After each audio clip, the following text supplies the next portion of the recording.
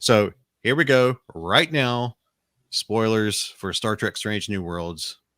Guys, how are you enjoying the show? Absolutely loving it. I want to point out that I get to be Bo this time. Mhm. And then Bo is usually the one who doesn't get a chance to watch things. I've seen the first episode, but I haven't seen the second one.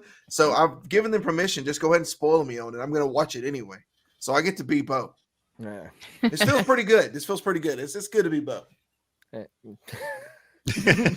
It's a good this Trek. One thing I like about it is it's got the somewhat of the seriousness I've seen modern Trek has got really embracing, but also there's a lot of that I want to say that that wink wink nudge nudge humor there, the kind of the old TOS type humor, the let's be sly about something, haha, and then we move on, Yeah.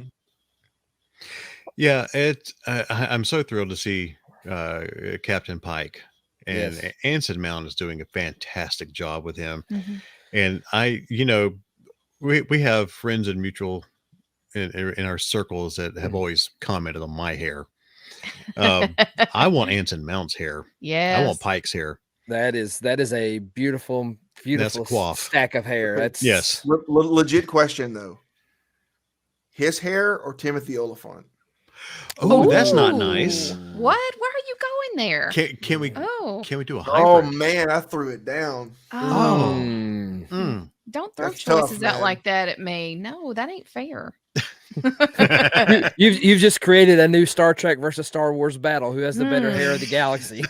And now I've Vance heard versus more, Pike. we're getting more justified now. So Yeah. Yeah. so more Timothy Oliphant. Which is so funny. My introduction to Timothy Oliphant was when he didn't have any hair when he was in Hitman. My introduction to him was when he was on The Office for that episode. Yep. And everybody was really jealous. Oh, who's the good-looking guy? Yeah. Oh, gotta take him down. Well, okay. So back on Star Trek. Yeah. So they did a really good job in episode 1, just setting the tone. I mean, Yes. like how many minutes in were we? 15 minutes in, and then Vulcan sex. Like, There you go. Into it, and I was like, all right, well, we're already setting the tone of this, and it's like, all right, we're gonna go straight for that. So sometimes you see shows where they'll just like immediately go, all right, here's the bar we're gonna set. We're gonna make sure that that we're willing to go that high. Well, the thing you have to remember is they have to get that in to the first episode because Vulcan's only made every 7 years. So now we've got to go through the whole series again before Spock potentially finds a mate. That's true. Okay. I was happy with that fact. I thought, okay. On par. We got that out of the way. Let's get serious. You know what I was really happy in the first episode to see was Robert April. With him coming to get Pike off from his house, because Robert April is the original captain of the Enterprise, and so it went from Robert April to Christopher Pike to James Kirk, and so seeing them bring Robert April into it was pretty fun. Was that his first appearance in Star Trek? I want to say yes. Okay, because the pilot episode of the original series. Pike it started off with Christopher Pike. Yeah. But it's been acknowledged in Trek media and lore that Robert April was the first captain. Yeah. Okay. That's awesome. That's the other. Go ahead and start dishing because I'm going to look that up to make sure I am not incorrect. Well, it made me think you were talking about the Enterprise. Like, I like this Enterprise. It's a healthy balance. It's kind of that. It's got that's one thing I'm going to say. That's going to be my favorite thing. It's got the healthy balance of.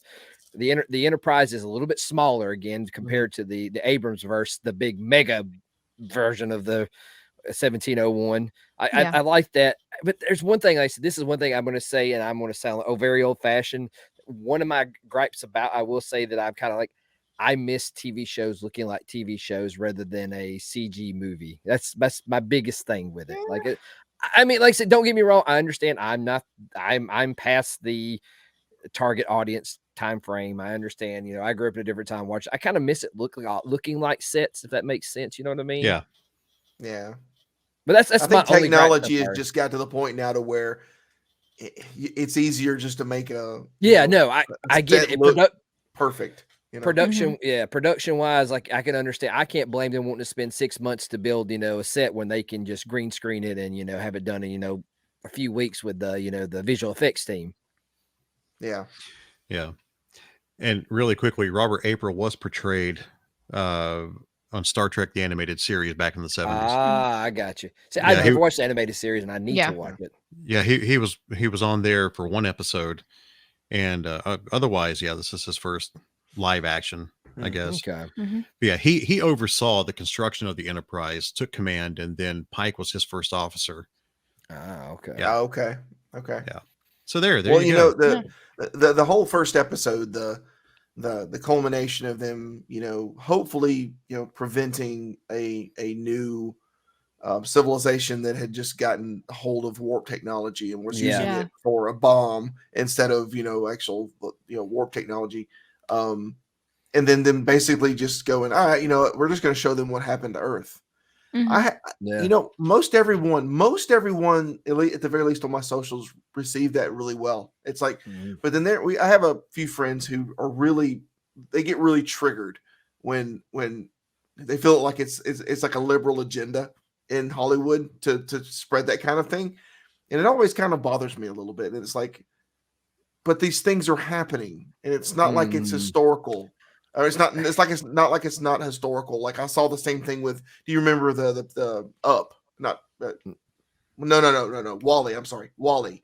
Wally was another big one. I was thinking Up for some reason. Wally was another big one with, the runaway capitalism and things like that. So it was a lot of, with this, it's like portraying things that haven't happened yet. But we have, you have plenty of movies that do the same thing. Terminator 2 did the same thing where, we had a machine that blew everybody up, so it's, I saw very few people speaking out that it was that has some sort of Disney or not Disney, but just some sort of just liberal agenda associated with it. But overall, everybody received it. Pretty much everybody received it really well. It was a very well done episode. Yeah. It really was. I love seeing Rebecca Romaine back. It was number one. Yes. Because I know that some of y'all haven't. Y'all correct me out. Y'all, neither one, Kevin or Bo, y'all have watched Discovery. No, I need now. I want to go watch the episodes that lead up to this. Now, that's the entire second season. Yeah, the entire second season. I watched what is this latest season? Was it season 3 or 4? 4, I think. 4. Okay, so I started watching season 4 and it lost me. Wait, after a little bit. Is that right? It was 4. Season 4. Are we about to start season 4? Or we just finished season 4? Just 3? I don't know. Whichever the one that just aired. I watched a couple of episodes and it lost me. So I've just got to pick it back up and finish it. Go ahead. Sorry. Go ahead. With Discovery, you got to start back with the first season. There's 4 seasons right now, so we just came off the 4th. Yeah. Okay. I mean, I'm caught up. I know everything that's going on except for like this last season. And this last season. Okay. All right. Okay. Sorry, misunderstood. Yeah. It was just this last season is just kind of. I don't know. I just got to pick it back up, and it's the same thing that a lot of us have. Is you have a lot of options of things to watch. Yeah. So it's like this isn't as interesting to me, and it just kind of falls off the radar, and you start watching something else. I did want to mention though in Strange New Worlds, you mentioned Rebecca Romaine as number one. The whole thing was, they went and rescued her and then got her back. But the one who was, I forget the name of the character because I've only seen one episode that played the number one there. The one that was the one that had the story. Newingson. Yeah. Yeah. The one that has a really neat story of being, escaping from Gorn, capture, and she's my focus now. Like she's the best. She's like the best story of anybody on there right now. Well, at least as of episode 1. I don't know. You guys can spoil it for me. I think I know where you're going with this, Brock. So go ahead. Yeah. I mean, her dad, correct? No, it's just that she's. It's only that she's known as a relative. But they haven't. So I don't think they've specified. They haven't classified her as the offspring of Khan. Yeah. Yeah. Okay. What? As soon as she said her name, what was her first name? Leanna. Leanna. Yeah, Leanna. Leanna Noonian Singh. I went, oh no. I didn't catch that. Oh my god, I didn't catch that. Yeah. I'm like, how is she related to Khan? Yeah, immediately. But then she did the whole story about how they let her go, like because it was their custom to let one person go after they. And I was like, well, I guess you rolled the lucky dice, or was there something else going on there? You know, I don't know. I want to know how she's tied into Khan. Yeah, she has to be 100% has to be with that name. I hope she doesn't go villain though, man. No, I don't think so. No. God, she's a great character. I was thrilled that not only did they bring Spock, but they also got Uhura. Yes, yeah, that's what that was a big surprise. This first episode, my biggest takeaway was the introduction to some of these characters, and then, ta-da! Here's Uhura. You know, here she is. She's a cadet. As a cadet, right? Yeah. Well, returning characters. We also got to give props to Nurse Chapel. Nurse Chapel is a very cool character. I love Nurse Chapel. Her. Yeah, she's good so far. And her name is Jess Bush. Did y'all know this? Wow. That's her real name. Yeah. What? What? Jessica's maiden name is Bush. Yeah. So we have Jessica Bush and then Jess Bush. Jess Bush. And people call me Jess. Yeah, Jess. I call you Jess. I call you Midgie more than anything. That's right. But yeah. Nurse Chapel's great. It was somebody put up a meme the other day that had a picture of Major Barrett Roddenberry. I saw it. I think it was me to Kevin Brooks. Was it you? Yeah. But it had the computer, Nurse Chapel, and then number one. Yeah. It's like it took three characters to match my power, to match Major. 3 different actresses to match Major. Yeah. For all that. But speaking of, I met Major Barrett Roddenberry back in 1996 at the Star Trek. It was the 30th anniversary convention in Huntsville, and I felt really bad because I walked up to her. This was at a dinner party, private dinner party, and I walked up to her, and she had just shoved cauliflower with ranch dressing all over into her mouth, and she had it all over the side of her mouth. And I'm like, "Oh, I'm so sorry." And Eugene Roddenberry, Gene's son, was also standing there, and like, I'm sorry, I know you just shoved food in your mouth, but I couldn't help but come over and meet you. It's so nice to meet you. Yeah. So, yeah. And Uhura, and this is going to bleed into the second episode. I'm sorry, Kev. Yeah. I done told you guys it's fine. I'm enjoying being Bo this time. Okay. Uhura, you're going to enjoy Uhura really in the second episode. Yeah, I totally agree. This is where you learn Uhura can speak an insane amount of languages. Yeah. And she's the 3PO of this universe. Yeah. Yes. Big time. What she does, she's not sure she really wants to be a part of Starfleet. Yeah. She's like, I don't know if I want to be here. And boy, that rubbed everybody the wrong way. And Pike was like, that's a first. Yeah. People strive to, or Spock was telling you, people really strive to be in Starfleet, and you're just like, whatever. And you get to see her linguistics play out in this episode, because it's all about deciphering an alien language, and her starting to see, maybe this is for me, because she got to save some lives by doing this language that nobody had ever heard before. Yeah. Well, I think super good. I think it's also building off in horror in general. Like, from the original series, horror was there, but she was kind of essentially at the time she was the person that did communications. Yeah. Now they're doing a lot. That's one good thing. Like I like this modern, like I have a feeling that's one good thing. I think this first season is going to pick a character, and like if they're going to be standalone episodes that are going to take and kind of expand on that character. Yeah. If they're going to do anything with Uhura, though, I hope they don't. Part of me wants to see it, part of me doesn't. Is Star Trek 5. I want to see if she's going to break out a fan dance at some point.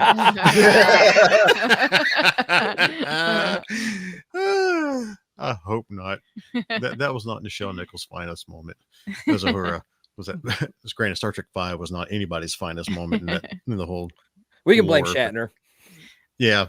Well, I take that back because Star Trek V, they did go camping at Yosemite. Oh yes, they did give us that was a reason for well, that's one of the reasons in a previous life that I went to Yosemite was to go see El Capitan. That's where I went and stood near where they camped out. I'm like, I have to go see El Capitan, even though it was in the absolute worst Star Trek movie. But anyhow, yeah, the Enterprise looks great. I get, for me, it's like when Picard says engage or whatever. When Pike, when his thing now is hit it, I get goosebumps. I love that. Go, I love that so much. Well, but the thing is something about me, I'm hardwired that is like engage, and there's somebody else that say something else, and I'm like, oh, that's cool. Michael Burnham says, "Let's fly." Yeah, that's her thing. As in Discovery is let's fly. So. Well, that's what I say. That's what like I said. Pike is the great thing about. Like I said, he is like the old Trek. Like you said, he keeps being the like you said, he said hit it or whatever. It's a cool thing. Like I've seen, like someone else made a good comparison talking about like how the times have changed. Also, is like Captain Pike. One of his quotes was, I don't know how I could deal with women on the bridge. Now his bridge is mostly ladies, and that's awesome because like the cool thing about it is like they're all good characters like that. I've yet to see a character. I mean, it's 2 episodes, two episodes, but I've yet to find a character I don't like. Right. Yeah. And I'm really the story, and it kind of comes off of what we coming off of Discovery, this struggle that Pike is finding himself in, knowing or having a vision of what his fate is, and trying to deal with that knowledge of what he has or what he's been shown, and the whole storyline. Well, do you really think that's it, or do you have the pot that could change the whole does it need to though? I don't know. I don't think I don't feel like it does, but he's gonna meet his death. Well, he has to meet his death. He's just his tragic, well, I would say his unfortunate destiny, I guess that we could say. I hope they don't change that, and I'm not going to get into any storyline issues for the future. Maybe think we didn't discuss it. There is a Kirk on this Enterprise. Yes, I was about to bring him up. Yeah. When they were we need to bring aboard Lieutenant Kirk, and I'm like, what? Yeah. And it's Sam Kirk. Who is Sam Kirk to James, or is he? Is he even anybody? His brother. Oh, that's his brother. Okay, that has been established that it is his brother. Where was it established? Because I had not seen. I know there's source. Just looking on Wikipedia. There was an old episode of the original series where they had that android Kirk confrontation where he says, what was something only I would know, and he says, you call your brother Sam. That's one of the things that if you remember that or not. George Samuel Kirk, a life science officer aboard the Enterprise, and elder brother to future Captain James T. Kirk. Gotcha. Okay. The showrunners were co-showrunner said Sam and James were very different, and the series would explore their complex relationship. Okay. I have to say though, he does have one outstanding mustache. I must say. Oh yeah, he plays a pretty important role in the second episode as well. Yeah. He's really a big reason Uhura's trying to figure out this alien language. And according to Wikipedia, that there is already someone cast as James T. Kirk for the second season. I had heard that. Yeah. I had heard that. And I think they even named him. Yeah. Some dude named Paul Wesley. That's right. Because somebody tweeted it. William and he's Shatner. A cute little fella.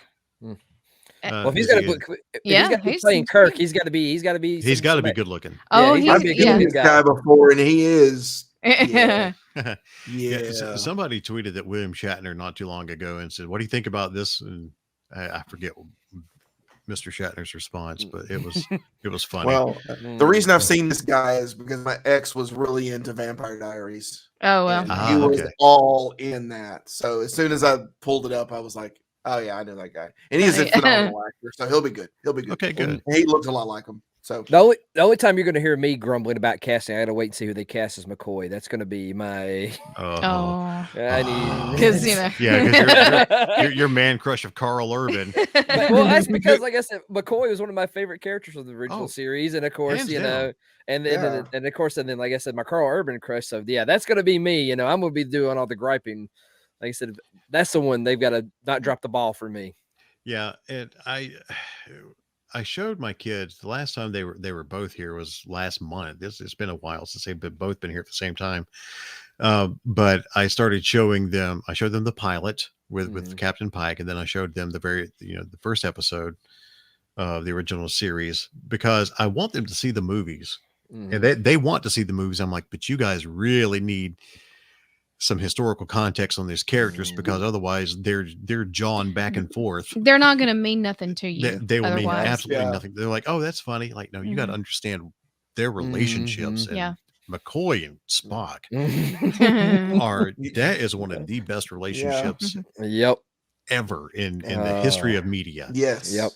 And so, I've got to get them through these episodes, and I didn't remember Sam Kirk. It's been forever since I watched the original series, and so I've got all the Blu-rays.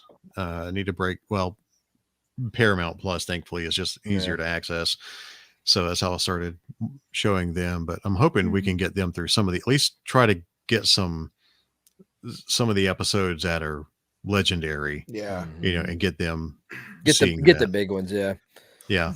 Brock, you sound like me with Star Wars. Introducing people to Star Wars is like, you've got to watch them in order. Otherwise, it doesn't make sense. And I feel horrible when it comes to Star Wars because I started my kids off on episode 1. And I feel bad that they didn't get that surprise reveal of Vader being Luke's father. That's where I don't know, because that was such a shock to all of us growing up. It was, but okay, all right. Since we're talking about it, when I did the same thing with my niece, she watched all of them all the way through. I think she got more satisfaction out of the full story than the big shockers that we got. We got them because that's the way George Lucas wanted to do it, but she got more satisfaction of knowing that. And she still there were still moments there where, we had Vader, and then, she was young, so I had to explain to her about Vader. So, I mean, it's just a different experience. So you're right. Yeah. And that they didn't get to experience this the same way we did because they watched them in order. But I think it's just a different experience. It's not that it was anything any less, really. Yeah. I mean, it's like me. I'm gonna make Oliver watch the original trilogy. Wait 20-something years, then we'll watch the prequels. do another 20 years, and then we'll watch the sequels. Of course, the way we keep eating as Southerners, we may not have the Hit me up when you're in your 30s, and we'll watch it. Okay. It's the same way. Like I was telling you last episode, Bo. You got to watch Breaking Bad and then watch Better Call Saul. Yes, you have to do that. If anything, it's because we watched a couple of clips of Saul in Breaking Bad the other night. It's amazing how much older and how thinner Bob Odenkirk is in Better Call Saul. So if you watch Breaking Bad first, then you get to see the OG Saul. Because it's still weird seeing him older and thinner in Saul, but them trying to make him look younger at this point. That's the interesting thing with all these things doing prequel series. That's because as we get older, 5 years on us is a big difference between when you're 20 something. And Bob's lost a lot more hair since Breaking Bad, and so you can easily tell he's doing the whole wig thing. Giancarlo Esposito, he don't look much different. No. Man still got it. That man. I want to meet him in person. I got his autograph picture through GalaxyCon. They were doing private signings with him, and I jumped on that as quickly as I could, but I would definitely want to meet him in person. We've got so many friends who have met him and just speak good things about him. So anyway, back to Trek. Yes. If you haven't seen Strange New Worlds, Highly definitely, recommend it. man. If you have a love for Star Trek, this is Dude. is going to be. Can we talk about the opening credits and the music? Oh yes. Oh, I know. Mm. Yes. That's almost Perfect. a hook in itself. Yeah. Like, they don't even have to hook you. I mean, once you start watching, you're like, this is gonna be good. All right, It's gonna be I'm good. sold. I mean, it does. They released the video of the opening credits minus all the text on the screen. They just put up the video and the music before the premiere, about a week or two before the premiere. As a Trek fan, if that doesn't grab your heart, are you a Trek fan? Yeah. Oh, that is a gorgeous opening piece. Of course, Star Trek has a strong history of music. Some of my favorite, still to this day, I will bust out the Generation soundtrack. Oh, or yes. the First Contact. I have the Deep Space Nine and like the TV show Next Generation scores. I've got all those orchestral scores. And I will still listen to them to this day. Trek music is one of the best. Huh? Wrath of Khan. Oh, yes. I mean, the battle music. It's legendary. Yeah. I mean, you pick it out. If somebody's playing it, you can pick it out from a mile away. I mean, it's yes. Trek has some of the best music. It's just the opening, and I think we've discussed this on here before about how Generations is up there in my top 10 movies. And people go, why? It's like you just stay to your side of the street, okay? Yeah. I love Generations. I have a soft spot in my heart for Generations. I don't care what people say, but that opening music to Generations, as the Dom Perignon, bottles going through and hits the Enterprise B, man, when that thing hits when it hits the hull and just shatters, and that music hits, it just. Tears. Yes. Absolute tears. I love that sequence so much. Jerry Goldsmith's score in that movie is so good. Like I said, that was one of the first movie score soundtracks I remember buying. I've still got it on CD behind me. Yeah. Dennis McCarthy did the Star Trek Deep Space Nine theme. Do you have that? Do you have that? I don't think I have the Deep Space Nine CD, but I bought a CD at one point that had all the themes on it. Yeah. They had, like I said, at the time it was up to Voyager. So, that tells you how long ago that was. Yeah. Get the one that's specifically Deep Space Nine. Yes. The opening sequence, he put guitars and drums to it. Okay. I'm not gonna lie. Like I said, Deep Space Nine it's hard for me to pick my favorite Trek theme because they're, like Kev said, they're all so very good. I don't maybe not Enterprise because because it's been a long road. I have to, you know what? I have to fully admit, I never finished Star Trek Enterprise, just like Star Trek Enterprise didn't finish Star Trek Enterprise. I never, that's the one, the series I never even bothered going through. I made it through the first few episodes of the first season. I like the concept of it, but yeah, I'm with you. Like it was, I don't know. See, I've seen the original series episodes. I've seen Next Gen episodes, and we went to Discovery. So I've not seen Deep Space Nine. Yeah. Deep Space Nine. It's a little. It's kind of that first season's a little. Yeah, I'm just saying that first first season of Deep Space Nine is like Next Gen. You got to get past the let's establish our characters. Right. And then once Deep Space Nine settles into what goes on, there's some serious stuff that happens on Deep Space Nine. Deep Space Nine is easily one of the best Star Trek series. There's been things that we've watched, and Brock's like, "Oh, you didn't. Oh, I forget. You haven't seen Deep Space Nine." I'm like, "No, I haven't seen it, but I'm willing to go there." We're still trying to get through Next Gen again. Rewatching Next Gen. So there's so much. I know that's I gotta get it finished with this master's program just so I can catch up on Star Trek again. The rabbit hole of this series is vast. So there's a lot to take in on it. I mean, and I'm glad that with this new series we're actually adding more too. Yeah, this is huge. Bo, Kev, we won't go too far off of this, but just in asking, have y'all watched Picard? Have we talked about y'all watching Picard? Bo, I lost interest in Picard. Okay, there are people that we have a lot of friends that really don't like Picard, and Yeah, I know some of the timeline stuff is wonky and not where it should be, but man, dang, just this second season for Q. Yeah. I'm not, and this is one thing I will not spoil for Mhm. anybody. Mm-hmm. Picard and Q, and the way that this season ends between Mhm. those two, Brock was I had tissues everywhere. I was like, oh my gosh, it's everywhere. Yeah. Dude. It was he was having an emotional experience over there. Well, John Delancey was my very first convention. Mm. He was the very first Star Trek actor I ever met. And that was in 1993 down in Dothan, little bitty Dothan, Alabama, held a tiny Star Trek convention, and they got John Delancey, and he was the first one I ever met. Nice. And ever since that day, I've been, well, ever since the series first started back in 87, that's when I started watching it. The Picard Q dynamic, goodness. I mean, I need to try it again. Much as I love Next Gen, I think it might be better now that I can ingest the whole series at one time. That might be better. That because like I said, I watched the first few episodes of Picard and then doing the waiting, it just didn't work for me like that. I think it might be better ingesting as a whole. So that's what I'm gonna try it again. Like I said, let me get where I'm at now, and like I said, I'll try to start watching it. Since I'm, it's hard seeing Patrick Stewart at that age, as we can attest.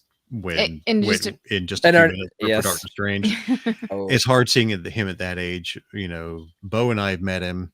Yep. I've met him a couple of times. Have you, Kevin, Jess, have you all met him? No. Beautiful man. I know. I hope I get a chance. I love Patrick Stewart. Oh my gosh. It's too late. I hope you get a chance. But at this age, this is hard seeing him as Picard. But at the same time, seeing him introduced to Q in episode 2 of Picard is the most Q type entrance you could ever imagine. And the way it wrapped it up, I can't say anything. I can't say anything about the end of the season. It's yeah. Now maybe I'll get back to it eventually. Yeah, I'll try to ingest it, but by the next time. Ignore some of the timeline wonkiness. I'm all right with that. Embrace Q. Yeah. Well, that's like you talking about. I met John at Dragon Con a couple years ago, and I would never forget. He had the most interesting question for any person I've met. He talked. He goes, "All right, well, what do you do?" He was very interested in me, like what I do as a person, and that was kind of an interesting question for someone, I guess celebrity type meeting thing. Because he was very intrigued. He seems like he'd be a very in-depth person to sit down and have like a long conversation with.